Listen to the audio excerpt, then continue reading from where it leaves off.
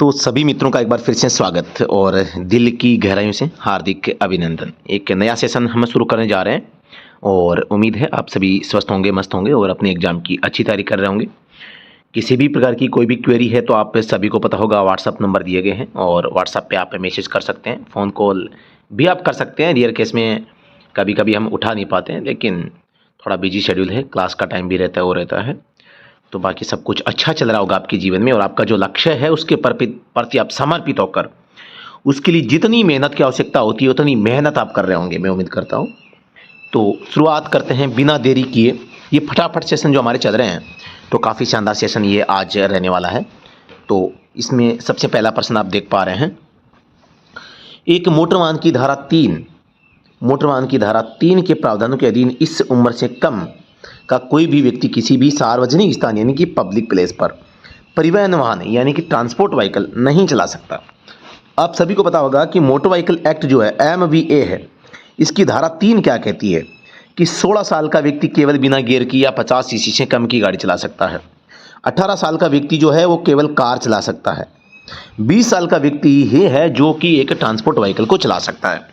तो यहाँ पर परिवहन वाहन चलाने के लिए कम से कम जो उम्र होगी वो 20 वर्ष आपकी होनी चाहिए और ये उल्लेख है धारा 3 में किया गया है।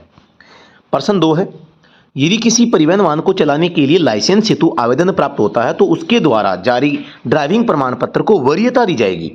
ऐसा कौन सा संस्थान है जहां से अगर आपको कोई आवेदन प्राप्त होता है तो आप उसके प्रमाण पत्र को वरीयता देते हैं? तो आप सभी को पता है कि ड्राइविंग लाइसेंस के लिए आवेदन आया है तो ड्राइविंग स्कूल का जो प्रमाण पत्र होगा उसको वरीयता यहाँ पर दी जाती है, क्योंकि ड्राइविंग स्कूल एक अच्छा ड्राइवर बना के भेजती है।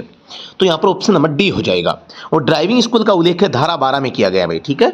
और ड्राइविंग स्कूल जो प्रमाण पत्र देती है फॉर्म संख्या 5 में देती है। कौन सी में देती है? फॉर्म संख्या 5 में देती है।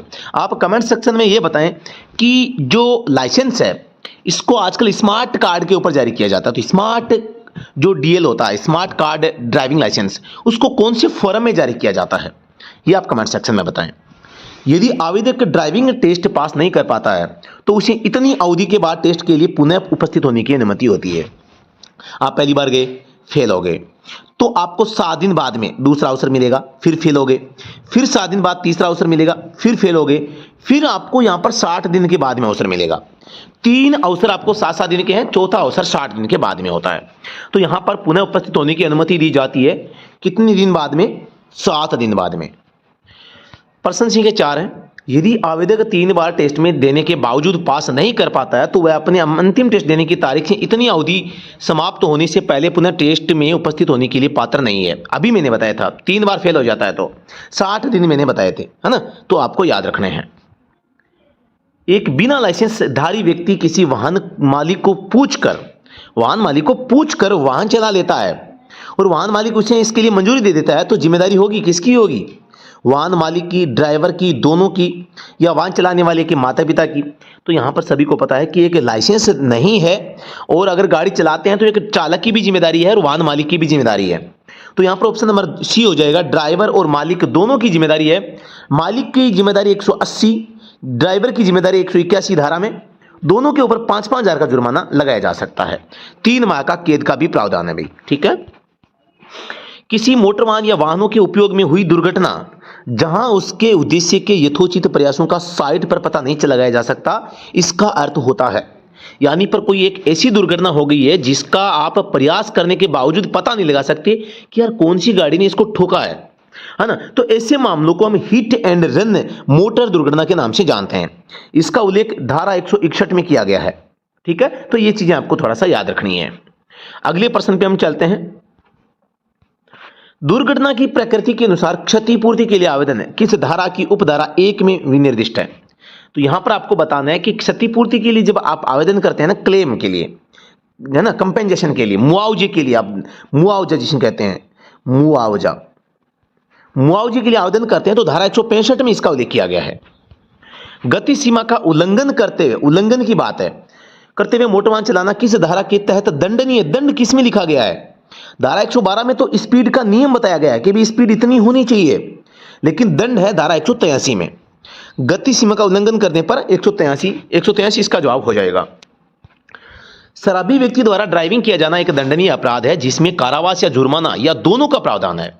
यदि स्वास्थ्य विश्लेषक से परीक्षण करने पर उसके रक्त में अल्कोहल की मात्रा इससे अधिक पाई जाती है तो इसमें होता है 30 mg अल्कोहल, किसमें 100 ml ब्लड में।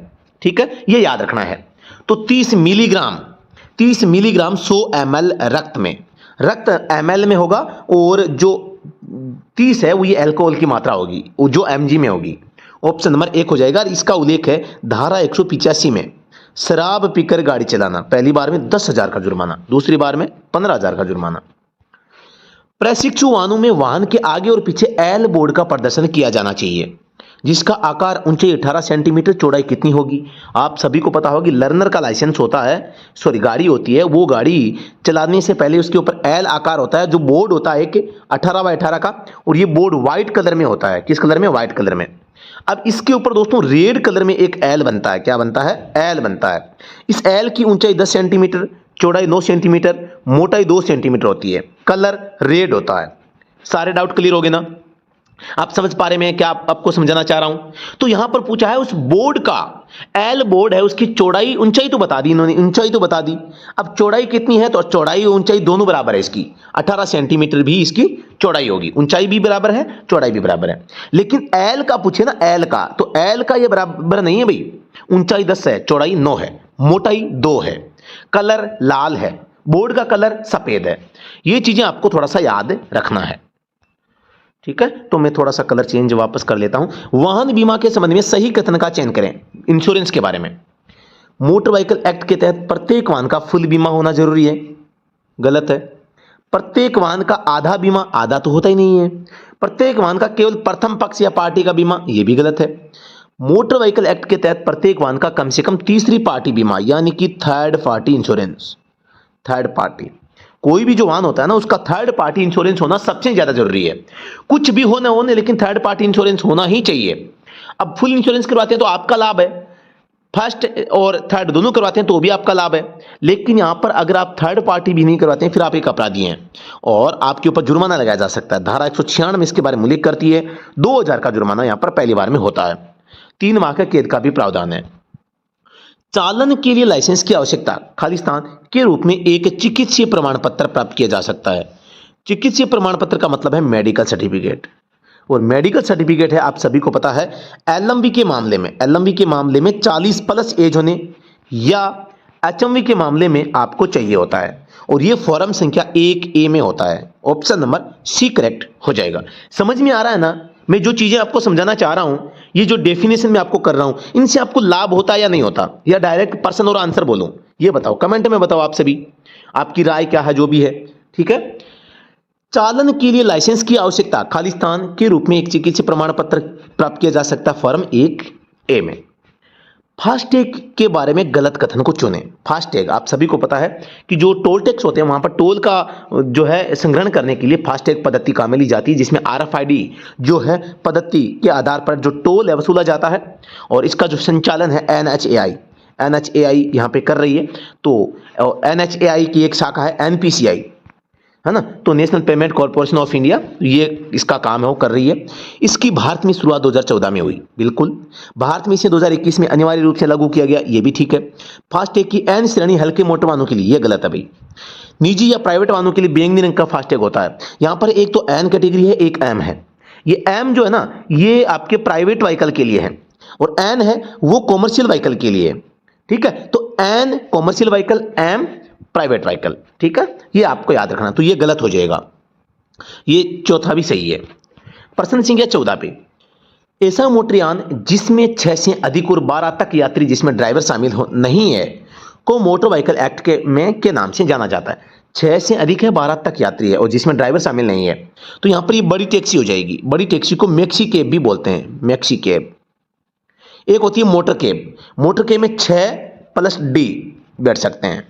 मोटर कैब छोटी होती है, बड़ी टैक्सी यानी कि मैक्सी कैब बड़ी होती है। एक मोटर कैब, एक मैक्सी कैब, तो ऑप्शन नंबर बी हो जाएगा। वाहन की टेल लाइट होती है जो पीछे होती है, टेल लाइट होती है जो पीछे होती है, और इसमें कलर 3 कलर होते हैं, है ना। तो यहां पर आपको बताना है, वह लाइट जो गाड़ी को बैक गियर में डालने पर ऑन होती है। बैक का मतलब है रिवर्स, रिवर्स गियर। और रिवर्स में हमेशा सफेद लाइट ऑन होती है। कौन सी होती है? सफेद लाइट होती है। ब्रेक पर कौन सी होती है? लाल बत्ती। ठीक है, येलो इंडिकेटर किस में होती है? तो यहां पर ऑप्शन नंबर कौन सा हो जाएगा? यहां पर 1 मिनट, थोड़ा सा इरर। तो यहां पर टेल लाइट के बारे में बात हो रही थी। तो जो ये रेड लाइट होती है, रेड लाइट ब्रेक किस में ऑन होती है? येलो इंडिकेटर जो होता है उस समय ऑन होती है। और सफेद लाइट है वो रिवर्स में, जब आप गाड़ी चलाते हैं रिवर्स के समय यहां पर ऑन होती है। ऑप्शन नंबर सी इसका करेक्ट जवाब हो जाएगा। प्रश्न 16 है, अनिवार्य अनुदेश जैसे टर्न लेफ्ट या केवल विशेष श्रेणी के यातायात हेतु उपलब्ध एक मार्ग दर्शाने के लिए सामान्यतः लाल वलय, नीले वृत्त, लाल त्रिभुज और काले त्रिभुज। यहां पर आप सभी को एक चीज थोड़ा सा ध्यान में रखना है, जो अनिवार्य संकेत होते हैं ना, जिसमें किसी काम को करने का मतलब अनिवार्य रूप से ये कहा गया है कि आपको करना है, अनिवार्य बाएं मुड़ें या दाएं मुड़ें, आगे बढ़ें, जो भी करें, अनिवार्य हॉर्न बजाएं, तो ये संकेत हमेशा ब्लू कलर में होते हैं। किस कलर में होते हैं? ब्लू में। तो ये नीले वृत्त में हो जाएगा। ऑप्शन नंबर बी होगा। मोटर वाहन बीमा प्रमाण मोटर वाहन अधिनियम के अनुसार एक विधिक आवश्यकता होती है। बिल्कुल होती है। और मोटर वाहन अधिनियम की कौन सी धारा है जिसमें ऐसा उल्लेख किया गया है कि आपकी गाड़ी का बीमा होना ही चाहिए? तो ऐसा उल्लेख है धारा यहां पर 146 और 147 में। अगर आप बीमा नहीं करवाते हैं तो यहां पर आपके ऊपर धारा 196 लागू होती है और दंड का प्रावधान करती है। पहली बार में 2000 का जुर्माना, दूसरी बार में 4000 का जुर्माना है, 3 माह का कैद का भी प्रावधान है। याद रखना भाई, प्रश्न पूछा जा चुका है यहां से। उचित ड्राइविंग लाइसेंस एक विधि का आवश्यकता है जो मोटर वाहन अधिनियम खालिस्तान की धारा 3 के अनुसार किसी भी मोटर वाहन को चलाने का प्राधिकार प्रदान करती है। तो यहां पर अधिनियम कौन सा आएगा? उचित ड्राइविंग लाइसेंस, धारा 3, मोटर वाहन चलाने का प्राधिकार, लाइसेंस प्रदान करने के। तो सभी को पता है मोटर व्हीकल एक्ट 1988, और इसकी जो धारा 3 है वो डीएल के संबंध में उल्लेख करती है। डीएल को कहती है नीड, आपके पास में होना चाहिए। तो ऑप्शन नंबर डी हो जाएगा। समझ में आ रहा नहीं आ रहा भी कमेंट सेक्शन में बताओ भाई। क्लास कैसी लग रही है आपको? कमेंट में बताओ, इसका जवाब बताओ थोड़ा सा। व्यापक बीमा पॉलिसी का नवीनीकृत भारत में वार्षिक रूप से खालिस्तान अग्री में हो सकती है। आप जब व्यापक बीमा पॉलिसी जो होती है उसको जो आप रिन्यू करवाते हैं तो इसको रिन्यू आप 1 माह पहले करवा सकते हैं, 1 माह से ज़्यादा पहले आप नहीं करवा सकते। ठीक है, तो व्यापक बीमा पॉलिसी फुल इंश्योरेंस जो होती है ना, उसके बारे में बात हो रही है। तो 1 माह इसका जवाब हो जाएगा।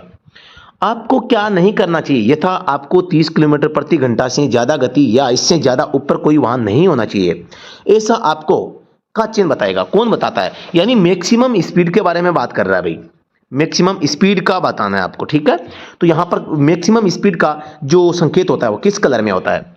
मैक्सिमम स्पीड का जो कलर होता है वो रेड सर्कल होता है, 50 इसके अंदर बनाए होते हैं काले कलर में। तो यहां पर ये किस में हो जाएगा? लाल वलय या वृत्त में हो जाएगा। प्रश्न संख्या 21, एक राज्य में जारी एक मोटर चालन लाइसेंस, एक जैसे राजस्थान में या एमपी में कहीं पर भी एक लाइसेंस जारी होता है तो वो कहां पर वैध होता है? पूरे भारत में वैध होता है। और ऐसा उल्लेख कहां पर किया गया है? मोटर वाहन अधिनियम की धारा 1 में किया गया है। ठीक है, तो ये चीजें आपको थोड़ा सा नोट डाउन रखनी है। प्रश्न संख्या 22 है, क्षेत्रीय परिवहन प्राधिकरण अस्थायी परमिट देता है, अस्थायी परमिट देता है जो खालिस्तान से अधिक अवधि के लिए प्रभावी नहीं रहेगा। तो यहां पर एक अस्थायी जो परमिट देते हैं धारा 87 के तहत, अस्थायी परमिट जो होता है वो कम से कम 1 माह और अधिक से अधिक 4 माह, ये वैलिडिटी उसकी होती है। तो कम से कम पूछे तो 1 माह, अधिक से अधिक पूछे तो यहां पर 4 माह हो जाएगा। ऑप्शन नंबर सी हो जाएगा। प्रश्न संख्या 23 है, किसी भी वाहन और उससे जुड़े ट्रेलर या ट्रेलरों की कुल लंबाई अधिकतम कितनी होनी चाहिए? कोई भी जो ट्रेलर होता है उसकी अधिकतम लंबाई कितनी हो सकती है? अधिकतम लंबाई ट्रेलर की बात हो रही है तो 23 मीटर हो सकती है। ठीक है, अगले प्रश्न पे चलते हैं। किसी वाहन का प्रयोग एक परिवहन वाहन के रूप में प्रयोग नहीं किया जाएगा जब तक कि खालिस्तान लाइसेंस न हो, प्रशिक्षु लाइसेंस न हो, प्राथमिक उपचार किट न हो, परमिट न हो। तो यहां पर परिवहन वाहन की बात हुई है भाई, परिवहन वाहन की बात हुई है। तो यहां पर परिवहन वाहन के पास में क्या नहीं होना चाहिए? कोई भी वाहन हो, उस वाहन का अब आपको ट्रांसपोर्ट के रूप में प्रयोग लेना है। तो ट्रांसपोर्ट के लिए प्रयोग लेने के लिए सबसे पहले उसका परमिट होना जरूरी है। ऑप्शन नंबर डी क्या हो जाएगा? राइट आंसर हो जाएगा। अगले प्रश्न पे चलते हैं।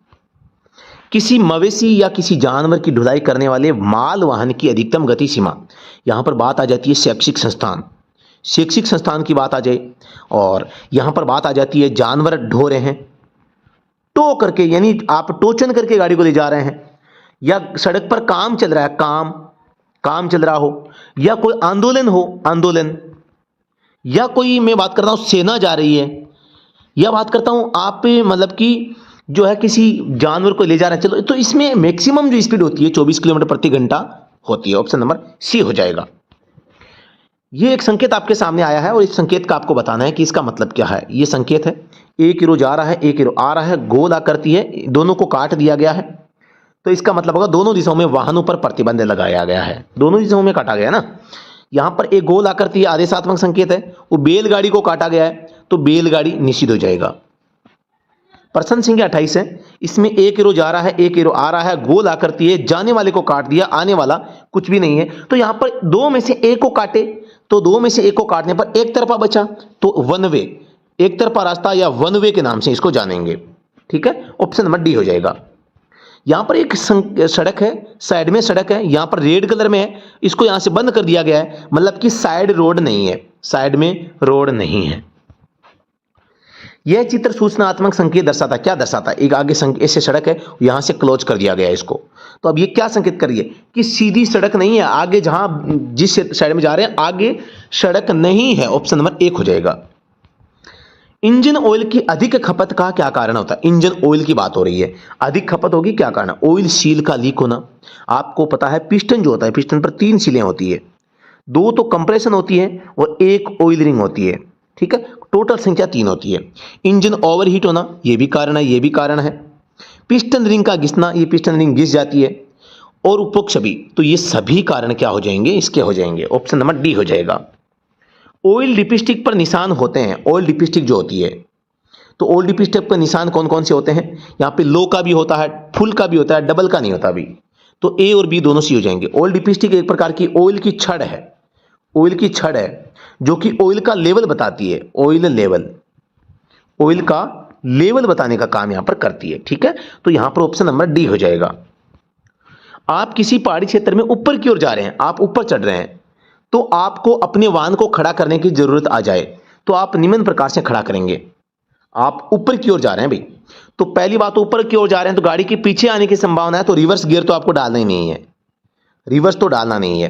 तो रिवर्स जिसमें आ गया, बैक गियर आ गया, देखो ये गलत होगा, न्यूट्रल का आ गया, गलत होगा, केवल हैंड ब्रेक लगाकर नहीं होगा, प्रथम गियर में और हैंड ब्रेक लगाकर। ठीक है, तो ऑप्शन नंबर सी इसका जवाब है, वो राइट आंसर हो जाएगा। ऑप्शन नंबर सी, प्रथम गियर में और हैंड ब्रेक लगाकर। डीजल इंजन में सक्शन स्ट्रोक इसमें सिलेंडर में क्या आता है? डीजल इंजन में सक्शन जो होता है इनटेक में, जो सॉरी इनलेट जो है, या स्ट्रोक या इनलेट जिसमें होता है, इनलेट मैनिफोल्ड के माध्यम से फेस चार्ज सिलेंडर में प्रवेश करता है। तो डीजल इंजन है तो केवल शुद्ध हवा इसमें अंदर आती है, ये डीजल इंजन में है। हवा डीजल का मिश्रण, केवल डीजल। पेट्रोल हवा, पेट्रोल प्लस एयर का मिश्रण है, वो आता है किसमें? पेट्रोल इंजन में। ये किसमें आता है? पी में। तो डीजल है तो केवल शुद्ध हवा आएगी। डीजल इंजन में डीजल को कैसे जलाया जाता है? डीजल इंजन में डीजल को कंप्रेशन के द्वारा जलाया जाता है, संपीड़न के द्वारा जलाया जाता है। कंप्रेशन को हम संपीड़न भी कहते हैं, क्योंकि कंप्रेशन या संपीड़न से क्या होता है? दाब व ताप हवा का बढ़ जाता है और ये गर्म हो जाता है, और गर्म होने से इसके ऊपर डीजल की फुहार करेंगे तो ये जल जाता है। त्रिभुज में दिया गया ऐसा चिन्ह जिसमें 2 रेखाएं बनी हुई हो और वो रेखाएं एक साइड से चौड़ी हो और एक साइड से संकड़ी हो, ये त्रिभुज हो गया। 2 रेखाएं हैं, एक साइड से चौड़ी है, दूसरी साइड से संकड़ी है, इनको मिला दो, मतलब आगे क्या है? आगे रास्ता संकड़ा है, आगे पतला रास्ता है। ठीक है, अगले प्रश्न पे चलते हैं। मोटर वाहन संशोधन अधिनियम 2019 के अनुसार धारा 181 के अनुसार अपराधीकृत या अयोग्य होने या लाइसेंस के बिना गाड़ी चलाने के लिए नया चालान या जुर्माना कितना है? तो धारा 181 है, एक चालक की जिम्मेदारी है, और वो चालक क्या है? बिना डीएल आप गाड़ी नहीं चलाओगे, बिना डीएल, तो यहां पर 5000 का जुर्माना होगा। ठीक है, अगले प्रश्न पे चलते हैं। गीली फिसलन भरी सड़क पर गाड़ी चलाते समय, गीली फिसलन भरी गाड़ी आप सड़क पर गाड़ी चलाते हैं तो आपको क्या करना चाहिए? अचानक ब्रेक लगाने या गति बढ़ाने से बचना चाहिए। ऐसी अगर आप करते हैं, गति बढ़ाते हैं, अचानक ब्रेक लगाते हैं तो गाड़ी फिसल जाएगी और एक्सीडेंट हो जाएगा। वाहन के इंजन ऑयल की जांच की जानी चाहिए। वाहन का इंजन ऑयल जो होता है वो कब जांच करना चाहिए? पहली बात तो डेली आपको करना चाहिए, जब भी आप किसी यात्रा पे जाते हैं तो आपको इंजन ऑयल लेवल चेक जरूर करना चाहिए, डेली रूटीन वर्क होता है। किसी यात्रा पर जाने से पहले जब वाहन खड़ा हो और इंजन गर्म न हो, इंजन गर्म नहीं होना चाहिए और खड़ा होना चाहिए, ठीक है। चलकर आया है, गरम गरम है, तो आपको नहीं करना चाहिए। तो ऑप्शन नंबर डी इसका जवाब है वो राइट आंसर हो जाएगा। भारत में टोल प्लाजा पर वाहन रोके बगैर टोल का भुगतान करने के लिए किस युक्ति का प्रयोग किया जाता है? सभी को पता है, ये तो एकदम एकदम सिंपल है, फास्टैग हो जाएगा। भारत में शुरुआत 2014, इस कंपलसरी कब किया गया? कंपलसरी किया गया 2021 में सभी वाहनों के लिए, ठीक है। तो अगले प्रश्न पे चलते हैं। वाहन ट्रैकिंग प्रणाली में प्रयुक्त संक्षिप्त अक्षर जीपीएस का अभिप्राय होता है? ग्लोबल पोजिशनिंग सिस्टम, सभी जानते हैं। ग्लोबल पर किसी भी पर्टिकुलर जो है उसकी पोजीशन बताने का काम ये करता है सैटेलाइट के माध्यम से, और ये सैटेलाइट से जुड़ा रहता है। ग्लोबल पोजीशनिंग सिस्टम, ग्लोब पर आपकी पोजीशन क्या है। वाहन में ड्रम ब्रेक में ब्रेक शूज होते हैं। ड्रम जो होता है वो एक खोखला ऐसा कटोरा सा होता है, इसके अंदर ब्रेक होते हैं। ड्रम के अंदर की साइड में, ड्रम के बाहर एक शूज अंदर दूसरा शूज बाहर, उपरोक्त में से सभी कथन सत्य हैं। तो यहां पर ड्रम के अंदर की साइड में होते हैं, ठीक है। ड्रम ब्रेक की बात हो रही है, डिस्क में बाहर होते हैं। वाहन में स्टीयरिंग सिस्टम में rack and Khalistan pinion gear होता है। रेक एंड पिनियन एक प्रकार का क्या है? यहाँ पे स्टीयरिंग का गियर बॉक्स का प्रकार है। रेक एंड जो है गाड़ी में, कार में रेक एंड पिनियन जो गियर बॉक्स स्टीयरिंग होता है ना, तो उसकी बात हो रही है। तो रेक एंड पिनियन। वाहन में नीचे दी गई शाफ्ट का सही क्रम, जो शाफ्ट होती है गाड़ी में उसका क्रम आपको बताना है। देखो गियर बॉक्स है, सबसे पहले देखो इंजन होता है, इंजन के बाद में फ्लाईव्हील होता है, इसके बाद क्लच होती है, क्लच के बाद में गियर होता है, बाद में यू जॉइंट होता है, बाद में प्रोपेलर शाफ्ट होती है, और स्लिप जॉइंट का भी इसमें आया है, देखें स्लिप जॉइंट का नहीं आया है। इसके बाद में आपका डिफरेंशियल, फिर से यू जॉइंट और फिर डिफरेंशियल होता है। तो देखो gear box gear box gear box ये चारों रनिंग में है। यूनिवर्सल जॉइंट आया है, विभेदक आ गया, डिफरेंशियल लास्ट में होता, गलत हो गया। यूनिवर्सल जॉइंट ठीक है, यूनिवर्सल जॉइंट ठीक है। अब इसमें प्रोपेलर शाफ्ट है, अब इसमें ये तो गलत हो गया, प्रोपेलर शाफ्ट है इसमें भी है। अब इसमें विभेदक आ गया, प्रोपेलर शाफ्ट बाद में आए, ये भी गलत हो गया। प्रोपेलर शाफ्ट, अब इसमें एक्सल आ गई, बाद में विभेदक आए, एक्सल तो बाद में होती है, तो ये भी गलत हो गया। Option number 1 gear box, universal joint, propeller shaft, differential, ये क्रम सही हो जाएगा। वाहन के संबंध में गलत कथन को चुनना है। ब्रेक ऑयल में .3 या .4 ग्रेड का ऑयल भरा जाता है, ठीक है। विभेदक डिफरेंशियल, डिफरेंशियल में SAE 90 या 140 ग्रेड का ऑयल भरा जाता है। एक्चुअल में ये ग्रेड 80W 140 होता है या 80W 90 होता है, ठीक है। ये आपको याद रखना है। तो ये केवल 140 नहीं होता, ये 80W 140 होता है, ठीक है। तो यहाँ ये भी ठीक है। स्टीयरिंग में ऐसे ही ये ग्रेड का ऑयल भरा जाता है, उपरोक्त सभी कथन सही है। तो स्टीयरिंग जो होता है इसमें SAE 90 के साथ साथ यहाँ पे TQ, TF, STQ, STF इस प्रकार के ग्रेडों का प्रयोग किया जाता है। किसी वाहन में क्लच सामान्यतया के बीच स्थित होती है। क्लच कहाँ होती है? ये आपका इंजन है, ये फ्लाईव्हील है, ये क्लच है, ये गियर बॉक्स है। तो ये एक तो फ्लाईव्हील और गियर बॉक्स के बीच में, या इंजन और गियर बॉक्स के बीच में। तो फ्लाईव्हील और गियर बॉक्स अगर ऑप्शन में है तो हम इसको कर देंगे option number C right answer. Petrol वाहन के इंजन में उत्सर्जित जहरीली गैस कौन सी होती है? पेट्रोल हो चाहे डीजल हो, CO अगर आ जाए तो सबसे जहरीली गैस यही है, कार्बन मोनोऑक्साइड गैस हो जाएगी। भारत स्टेज के बारे में गलत कथन को बताना है। भारत स्टेज 5 को 2017 में लागू किया गया, तो ये पहला ही ऑप्शन गलत हो जाएगा अभी पहली बात तो, क्योंकि भारत स्टेज 5 लागू ही नहीं हुआ। भारत स्टेज 6 को 2020 में लागू किया गया, ये कथन सही है। 5th को 4 को किया गया है, ठीक है ना। जैसे जैसे भारत स्टेज का नंबर बढ़ता है वैसे वैसे वाहन प्रदूषण का लेवल घटता है। यानी कि जैसे जैसे आप भारत का स्टेज नंबर बढ़ाएंगे तो जो वाहनों से प्रदूषण होता है उसकी मात्रा में कमी की जाती है कि भाई इससे कम करना है और कम करना है। भारत स्टेज को भारत स्टेज भी कहा जाता है अंग्रेजी में भी, तो ये भी सही है, सभी सही है तीनों, लेकिन ऑप्शन नंबर 1 गलत है भाई।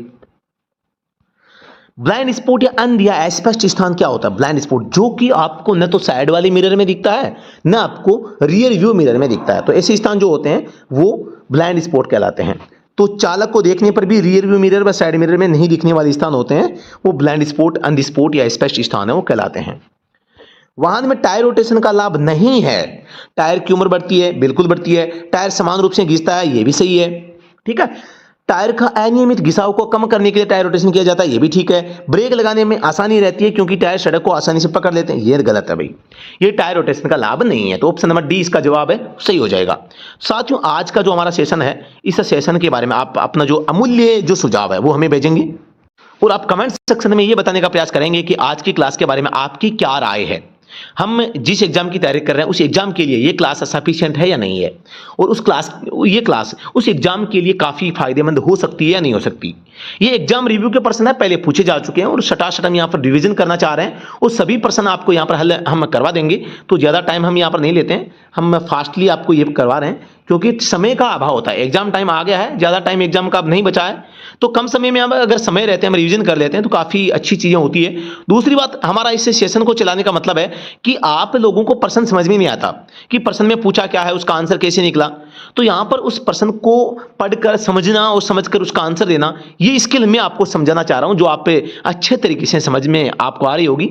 तो साथियों, किसी भी प्रकार की क्वेरी के लिए आप हेल्पलाइन नंबर पे आप संपर्क कर सकते हैं, और अगर पीडीएफ नोट्स चाहिए तो आप वीडियो के डिस्क्रिप्शन में व्हाट्सएप और टेलीग्राम का लिंक है, दोनों आप ज्वाइन कर सकते हैं। और अगर आप हमारा ऑनलाइन बैच ज्वाइन करना चाह रहे हैं, ऑनलाइन कोर्स, टेस्ट सीरीज या जो नोट्स आप प्राप्त करना चाहते हैं, तो भी आप स्टडी एट होम जो हमारा मोबाइल एप्लीकेशन है इसको डाउनलोड कर सकते हैं। साथियों धन्यवाद। जय हिंद, वंदे मातरम। आप स्वस्थ रहें, मस्त रहें और अपने एक नए जोश और जुनून के साथ में लगे रहें एग्जाम तक, और अच्छा स्कोर आप करके अपने जो टारगेट है उसको प्राप्त करने में सक्षम बने। भगवान आपको जरूर सफलता देंगे। धन्यवाद।